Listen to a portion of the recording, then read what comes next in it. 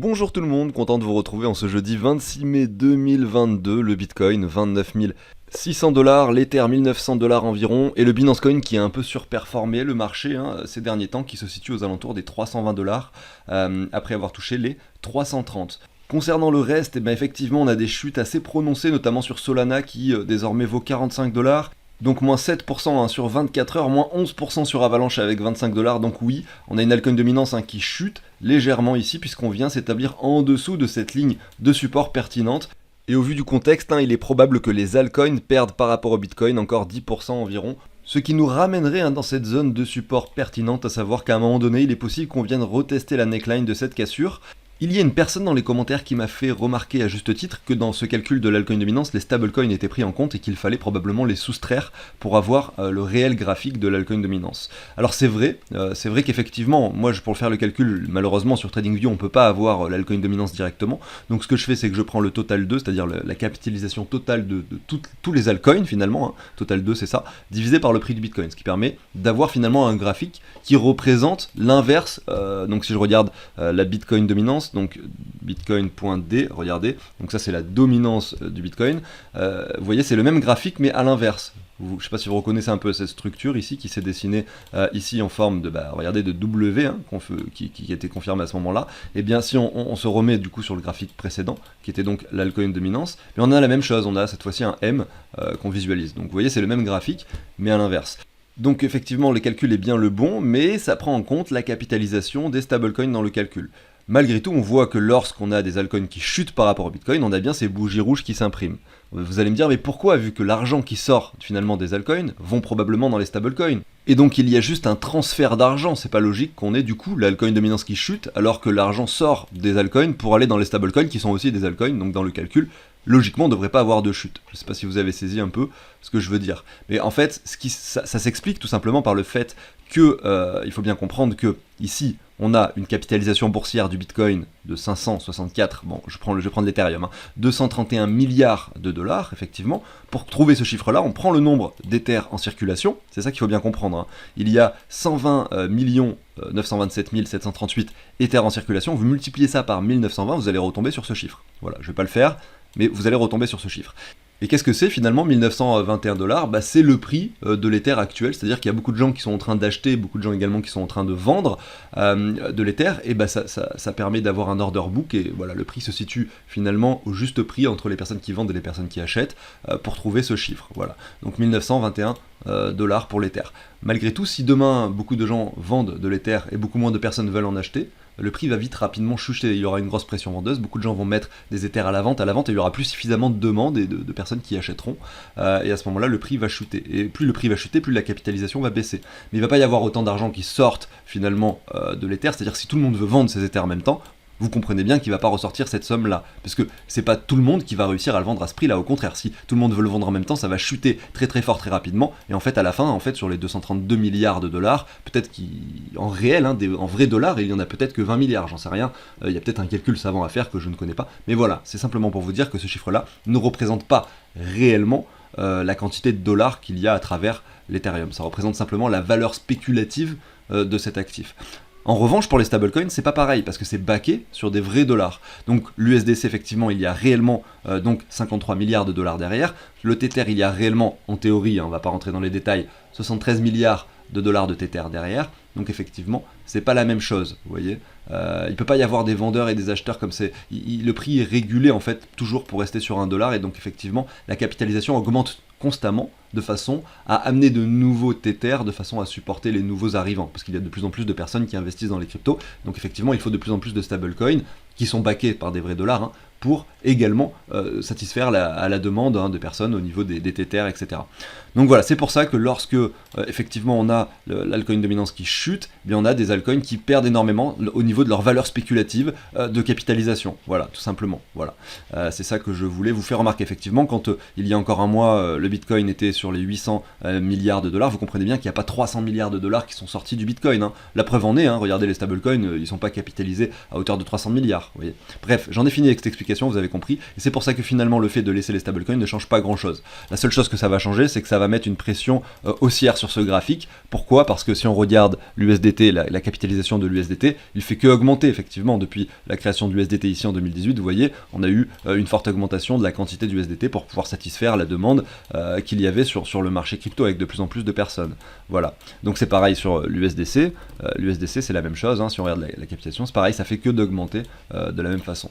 Donc forcément, sur le graphique de l'alcool dominance, on a une pression haussière qui est créée. Voilà, bref, je vais pas vous saouler plus avec ça, pour ceux qui n'ont pas forcément compris, sachez que c'est pas forcément hyper important, mais je voulais faire une petite aparté là-dessus, notamment au niveau de l'aspect spéculatif des valeurs que l'on a au niveau des capitalisations sur les crypto-monnaies, et également sur l'alcool dominance et l'explication que je voulais vous en faire, notamment pour bien comprendre comment est-ce que ce graphique se compose et pourquoi est-ce que je vous le montre. Ce qu'il faut savoir, c'est que j'ai essayé, j'ai pris donc cette alcool dominance et j'ai soustrait du coup la capitalisation de l'USDT et de l'USDT pour voir ce que ça donne, de l'USDT et de l'USDC, pardon, pour voir ce que ça donne.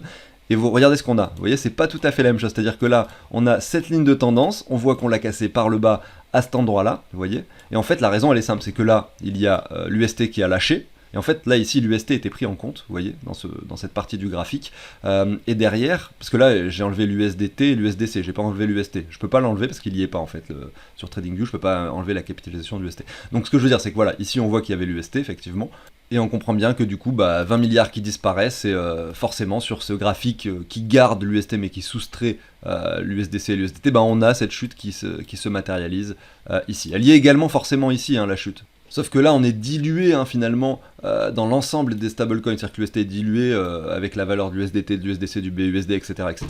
Et donc forcément on la voit moins. Malgré tout on vient casser cette ligne de tendance, on peut s'attendre à un retour dans cette zone bien sûr. Mais franchement, si Luna et l'UST n'avaient pas existé, on aurait peut-être fait quelque chose de vachement plus propre ici avec un W, et peut-être que voilà, on aurait pu venir chercher le haut de ce canal, mais ce qu'il faut bien comprendre, c'est que là il y a eu une panique sur le marché. Les altcoins ont énormément chuté par rapport au Bitcoin, le Bitcoin a énormément chuté par rapport au dollar, dû à cette panique effectivement, du fait qu'on se dise voilà, les crypto-monnaies ne sont peut-être pas si fiables que ça.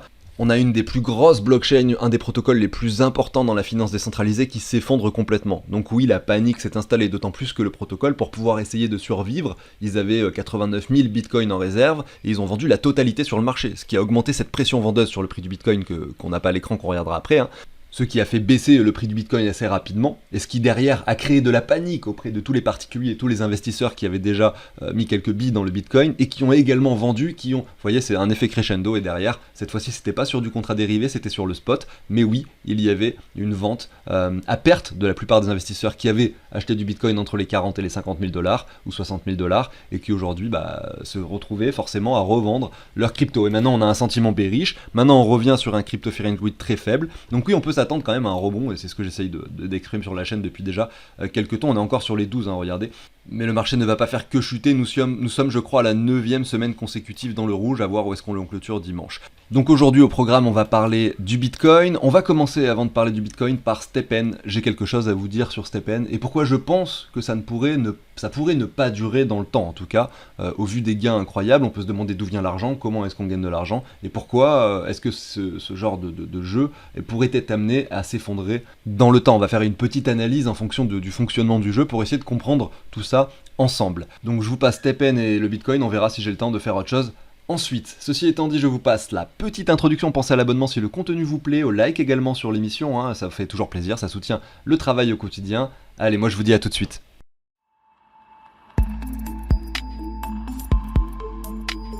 Allez, c'est parti, on va commencer par STEPN. Alors si vous ne connaissez pas du tout les jeux sur la blockchain, peut-être que vous allez avoir un peu plus de mal, mais je vais essayer d'être le plus compréhensible possible.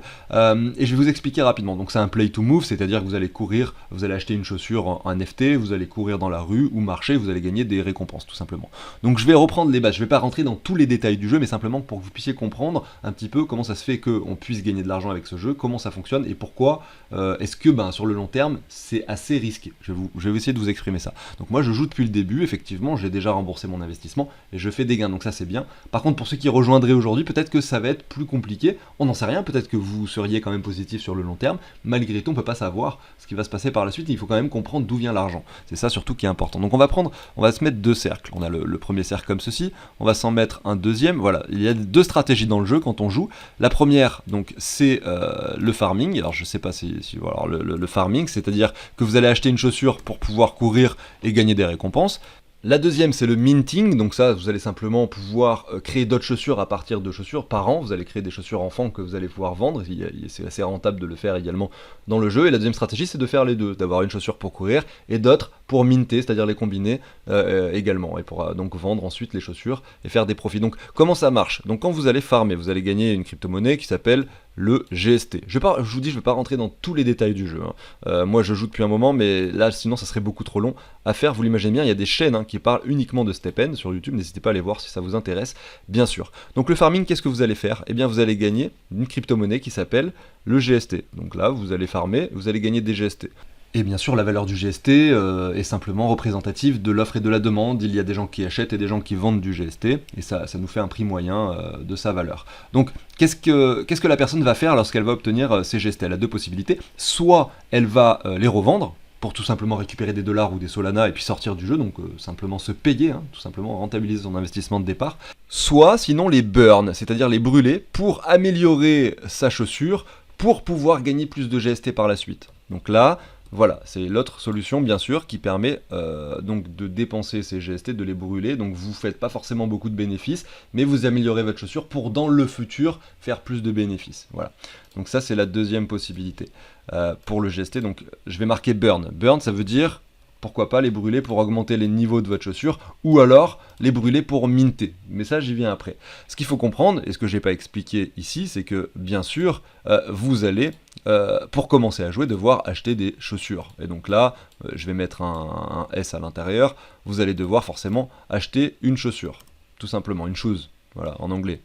Et ces chaussures-là, elles vont coûter un certain prix. Donc ça, vous allez mettre à peu près 20 jours pour rentabiliser la chaussure que vous allez acheter. Tout simplement en allant courir ou en marchant tous les jours. Voilà, donc vous gagnez des GST, vous pouvez soit les vendre, soit les brûler. Et vous pouvez les brûler soit, du coup, comme je le disais, on va y revenir ici, pour minter. Voilà.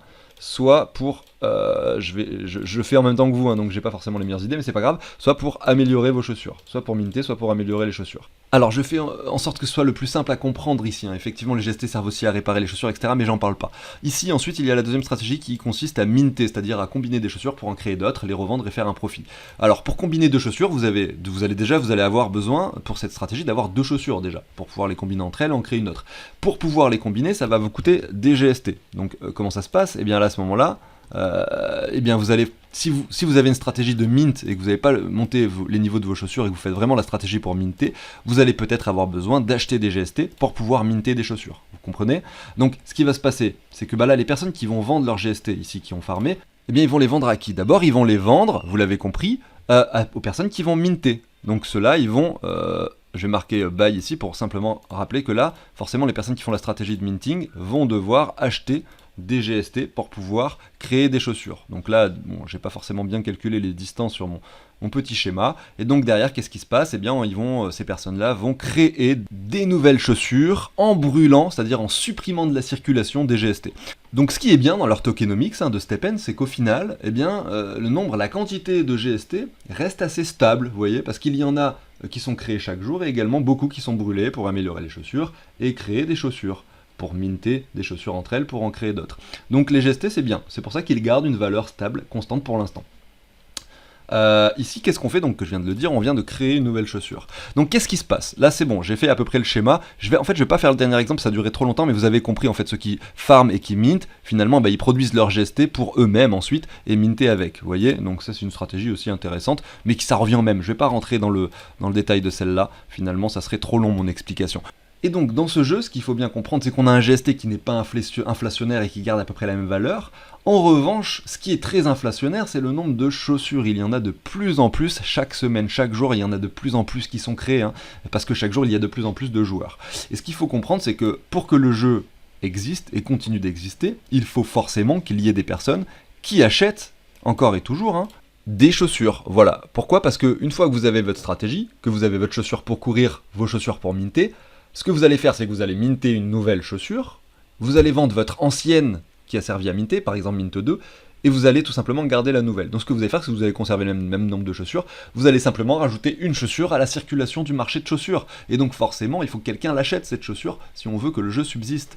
Donc là, vous avez les nouveaux arrivants, les personnes qui viennent mettre de l'argent frais. Ils vont acheter avec des Solana les chaussures qui sont mintées, les nouvelles chaussures qui sont créées chaque fois et qui permettent d'alimenter le jeu. Donc oui, effectivement, il faudrait quand même être un peu fou pour penser qu'on gagne de l'argent simplement en allant marcher à l'extérieur, dans la rue, etc. Vous comprenez bien que là, si vous gagnez de l'argent, c'est parce qu'il y a des nouveaux arrivants qui achètent des chaussures. Voilà, tout simplement, qui rajoutent des Solana dans le marché, effectivement, de STEPN. Donc comment savoir quand est-ce que ça s'effondrera et si ça va s'effondrer? Déjà, j'aimerais préciser une chose avant de vous montrer le site Dune et les statistiques du jeu qui peuvent vous permettre d'identifier un peu les moments où ça risque de sentir mauvais. Bon, j'en reviens juste après, c'est que le jeu, enfin les développeurs établissent de nouvelles améliorations, ce qui permet en fait qu'ils essayent de ralentir au maximum la fin du jeu. Et comment est-ce qu'ils font ça? Ils ajoutent par exemple l'histoire des parchemins, donc il va falloir avoir des parchemins pour minter des nouvelles chaussures, donc ils vont limiter la création de nouvelles chaussures. Déjà ils limitent le nombre d'utilisateurs qui rejoignent le jeu avec les codes d'activation, vous avez vu, parce que effectivement il y avait trop de nouveaux joueurs qui venaient d'un coup, donc effectivement si ça monte trop fort, trop vite, le nombre de nouveaux joueurs, il y a un moment où ça va s'effondrer trop rapidement, donc ils ont limité le nombre de nouveaux joueurs et de nouveaux arrivants. Maintenant ils vont limiter le minting de chaussures pour que le supply de chaussures soit créé mais plus lentement avec les parchemins. Ils ont également fait quelque chose pour limiter la casse qui est très intéressant. Ils ont créé la deuxième blockchain qui est sur la Binance Smart Chain, donc, et vous pouvez cumuler les chaussures, avoir une chaussure sur la Binance Smart Chain qui coûte très cher et qui est très rentable. Par contre, vous devez acheter 8 chaussures sur Solana pour avoir 9 énergies et rentabiliser votre chaussure sur la Binance Smart Chain. Vous voyez, ce qui permet de continuer à avoir une pression acheteuse sur les chaussures sur la blockchain de Solana et de laisser encore durer la chose de plus en plus longtemps. Ils sont assez forts, je dois le dire, ils sont très très forts au niveau du tokenomics et de la réflexion de comment faire les choses. Donc bref, j'en reviens sur les statistiques ici. Il y a des choses assez intéressantes à voir. Chaque histogramme représente les nouveaux arrivants, chaque jour le nombre de nouveaux arrivants, et la ligne bleue le cumul de tous les joueurs. Donc on voit qu'effectivement, là, il y avait un nombre de nouveaux arrivants exponentiel. Chaque jour, il y avait de plus en plus de nouveaux arrivants, jusqu'ici, finalement, cette date du 2 mai, pardon. Donc là, on voit que depuis, ça se stabilise, voire même ça chute, le nombre de nouveaux arrivants est de plus en plus faible. Par contre, on voit qu'il y a quand même de plus en plus de joueurs. Parce que là, on a le nombre d'arrivants qui stagne, ou voire qui diminue. Par contre, on a toujours de plus en plus de joueurs, parce que ces nouveaux arrivants s'ajoutent aux précédents. Et donc, regardez, si on regarde le cumul de tous les joueurs, on est à 577 000. Évidemment, là, ça commence, comme je le dis, aux alentours du 3 mars. On n'a pas l'historique, il y a plus de joueurs que ça en réalité, je pense. Donc, 77 000 joueurs pour ce jour-là, 11 000 nouveaux arrivants. Donc, ce qu'il faut bien comprendre, c'est qu'on a de plus en plus de joueurs qui jouent. Et donc, la quantité de chaussures qui est mintée est de plus en plus importante chaque jour, parce que tous les joueurs qui sont déjà là mintent des chaussures. Par contre, s'il n'y a pas la bonne quantité de nouveaux arrivants pour compenser cela, eh bien peut-être que le prix des chaussures va chuter. Et ce qui va se passer si un effondrement devait avoir lieu, c'est qu'il ne va pas y avoir assez de nouveaux arrivants pour supporter la création de chaussures qui se produira donc chaque jour. À ce moment-là, on va avoir un prix des chaussures qui risque de chuter, vous voyez. Et si le prix des chaussures chute, à ce moment-là, peut-être que y a des gens qui vont paniquer parce qu'ils avaient acheté leurs chaussures, par exemple à 15 Solana, ça se retrouve à 7, ils vont commencer vraiment à paniquer. Peut-être que sur un mouvement de panique, ils vont eux aussi vendre leurs chaussures, ce qui va faire encore plus chuter le prix des chaussures. C'est comme ça le cercle vicieux, c'est le cercle vicieux qui pourrait se produire en fait. Et derrière, qu'est-ce qui se passerait? Si le prix des chaussures descend en dessous de son prix de production, c'est-à-dire qu'il descend tellement bas, admettons en dessous de 1 Solana, je dis n'importe quoi, et que ça coûte plus cher pour le produire, plus personne va produire de nouvelles chaussures, et à ce moment-là, il y aura que des gens qui vont vendre des GST, plus personne va les acheter, les GST, pour produire de nouvelles chaussures. Et c'est après donc que le prix des chaussures est chuté, que le GST chuterait également. Je vous fais le scénario ici comme s'il devait y avoir un effondrement, je dis pas que ça va se produire, c'est à ce moment-là que le GST chuterait également. Donc ce que je veux dire, c'est que c'est très risqué de rejoindre le jeu maintenant. Malgré tout, ça se tente, pourquoi pas, vous pourrez quand même rentabiliser, voire gagner de l'argent si jamais le jeu était amené à durer encore 6 mois, 1 an, j'en sais rien. Malgré tout, il faut savoir que ça reste très risqué. Et c'est pas parce que vous avez peut-être l'impression que les chaussures ont toujours un prix stable entre 10 et 12 Solana ou 13-14 Solana que ça va toujours rester comme ça. Voilà. Il faut simplement se mettre en tête que tout peut arriver et que effectivement, même STEPN pourrait s'effondrer un de ces jours comme tous ses prédécesseurs de jeux sur la blockchain, comme par exemple Axie Infinity. J'en ai fini avec cette explication sur STEPN, on va continuer avec le Bitcoin. qui était à 29 600 $, qui se retrouve à 29 100 $, j'aurais tendance à dire que potentiellement le Bitcoin, au contraire, hein, contrairement à STEPN, est probablement là pour durer très longtemps. Et peut-être même qu'il existera encore en 2140 lorsque le dernier Bitcoin aura été émis, bien sûr. Et contrairement à STEPN, on n'a pas besoin d'avoir tous les jours une quantité de nouveaux arrivants extrêmement importante pour éviter la chute de son prix. Puisqu'il y en a 19 millions des bitcoins, et il est inflationnaire c'est vrai, mais très faiblement, hein. On a déjà émis quasiment tous les tokens. Alors que sur STEPN, si la première journée il y a 100 chaussures qui sont créées, la deuxième il y en aura 200, donc ça fera 300 pour le total, la troisième il y en aura 600, donc ça fera 200 plus 100, 300 plus 600, 900 chaussures, donc c'est exponentiel. Il faut trouver le nombre d'acheteurs qui vont aller chercher et acheter ces chaussures si on veut pas que le prix chute. Bref, je sais pas pourquoi je reparle de STEPN, c'est plus le sujet du moment. On va aller voir un petit peu ce qui se passe en journalier. On sait qu'au niveau hebdomadaire, on est plutôt sur 8, peut-être même 9 semaines consécutives dans le rouge. Et on voit qu'en journalier, on a une sorte de jolie contraction qui se produit. Hein. Regardez, si on zoome un peu, on va même se mettre en 4 heures pour essayer de mieux visualiser cette contraction. C'est assez propre. Hein. Pour les gens qui font du trading de range, ici, vous avez quelque chose de très très joli à l'écran. Je sais pas, lors de la dernière émission que j'avais faite, j'avais dessiné quelque chose comme ça, vous disant qu'on était dans un triangle rectangle. On voit qu'on y est toujours. Finalement, est-ce que c'est un triangle rectangle? Pas tant que ça, hein. Regardez si. Alors je vais essayer de on va essayer de se mettre en droite et voir un peu ce qui se passe. On va se mettre vraiment sur les niveaux de clôture. Donc effectivement, on n'a pas, en tout cas sur le 4 heures, on n'a pas forcément de triangle rectangle. C'est peut-être sur le daily que je l'avais vu, ce triangle rectangle. Non, en fait, parce qu'on voit qu'on a eu un petit excès baissier. Donc ouais, c'est compliqué de définir cette structure finalement. En tout cas, ce qui est sûr, c'est que là on a une sorte de contraction assez importante et que forcément on va la casser dans un sens ou dans l'autre. Et on pourrait même, j'ai envie de vous dire, faire semblant de la casser dans un sens pour partir dans l'autre par la suite. Et ça serait quelque chose de très trompeur qui pourrait vraiment faire capituler tout le monde. Parce que là aujourd'hui, il y a beaucoup de gens qui n'ont pas encore vendu leur crypto et qui sont en mode, voilà, j'attends un rebond pour revendre parce qu'il faut absolument que je revende ou que je me sépare de mes cryptos parce que là on est peut-être rentré dans un marché qui va durer 2 ans, etc. Il y a beaucoup de gens qui sont dans ce contexte-là. Peut-être que si on vient faire une sorte de petit pic ici aux alentours des 28, peut-être même 26 000 $, hein. Pourquoi est-ce que je dis 26 000? Parce que si j'enlève et que je mets en candle, on voit qu'il y a une mèche ici qui était allée jusqu'aux 25 000. Donc voilà, moi je m'attends, un des scénarios que j'envisage le plus là sur le Bitcoin, c'est vraiment une sorte de mèche ici qui vienne chercher pourquoi pas les 27-26 000, et pour par la suite pourquoi pas aller chercher des niveaux plus hauts sans retracement, parce que là beaucoup de gens auront vendu en pensant que là ça y est on va chercher encore des plus bas, comme par exemple les 20 000 $, et directement ensuite, eh bien, on a une montée qui s'opère sans retracement, pour pas laisser l'opportunité aux gens de réinvestir. Donc dans ce scénario, vous allez me dire, oui mais pourquoi si tout le monde vend ici, est-ce que le prix n'ira pas plus bas, hein? S'il y a des vendeurs, c'est que le prix chute. Oui c'est vrai, mais là il y a probablement des gens avec des gros portefeuilles, des millions de dollars, qui ont des ordres et qui sont prêts à racheter finalement tous les bitcoins qui seront vendus par les personnes qui vont paniquer pendant cette période. Et tous ces gros portefeuilles qui vont racheter les bitcoins par millions de dollars, par peut-être même dizaines de millions, auront pour objectif. Alors je sais pas si ça va vraiment se produire de cette façon, parce que c'est pas parce qu'il y a des whales qui achètent que le prix ne va pas plus bas. Malgré tout, ils auront pour objectif, pourquoi pas, de redistribuer ces bitcoins qu'ils auront achetés aux alentours des 35, je dirais, voilà, des 35 000 à 42 000 $. Alors pourquoi cette zone, on l'a vu sur la chaîne plusieurs fois, je peux le refaire, voilà, on met un Fibo comme ça, on voit qu'on a la zone de rechargement entre les 39 et les 43, et les 35, ça correspond plutôt aux 38,2, c'est plutôt entre les 35 34 000 $ qu'effectivement les reventes pourront probablement commencer. Ceux qui voudront probablement revendre trop tôt, comme je le dis, si on a ce scénario qui se produit, il est fort probable qu'on ne fasse pas de retracement, qu'on monte assez fort assez vite, pour ensuite aller chercher les 61,8, et là, l'hésitation, est-ce qu'on va faire un nouveau plus bas et donc rentrer dans un marché baissier beaucoup plus long terme, ou est-ce qu'on peut rebondir. Là je spécule évidemment que le marché peut aller pousser un peu plus haut pour vraiment rendre tout le monde complètement bullish avant d'aller chuter, enfin bien sûr qu'on ne sait pas ce qui va se passer, simplement je vous donne un peu mon scénario ici. Et ça pourrait produire quelque chose d'assez similaire à ce que l'on a vu ici, regardez, un marché qui ne fait que chuter, qui hésite, qui met le doute ici, finalement non. On revient plus bas, on vient chercher, alors qu'on avait eu cette mèche aux 28 600, on a touché ici les 29 700, et derrière, bim, regardez, mais pas de retracement, il n'y a pas eu de retracement. C'est-à-dire que là, on vient chercher, regardez, si je prends tout simplement un Fibo qui récupère cette hausse, les 38,2, voilà, on vient chercher les 38,2, mais jamais plus bas. Là, c'est-à-dire que si je reprends toute cette hausse, on est venu chercher les 0,5, mais on n'est pas revenu dans la zone de rechargement. Donc les retracements sont très faibles, et on continue de monter.